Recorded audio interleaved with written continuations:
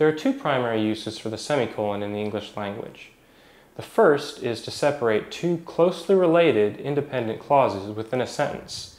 If you use a semicolon, there's no need to include a coordinating conjunction such as and. The second use for a semicolon is to separate items in a list when the items are long and complicated or contain internal punctuation such as a comma. Ordinarily, you would use a comma to separate items in a list, but if the items contain commas within them, it may be confusing to separate the items with a comma. So that's where the semicolon comes in. Here we have one example sentence for each usage.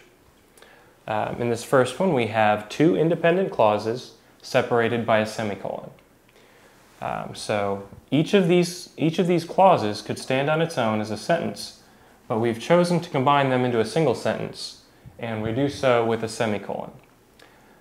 It's proper to use a semicolon in this sentence because the two phrases, "I went to the doctor" and "he told me I had the flu," are very closely related to one another.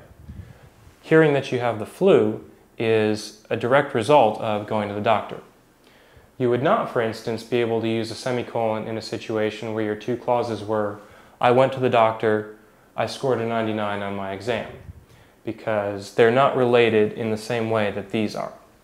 So in order to use a semicolon to separate two independent clauses, the two clauses must be very closely related to one another.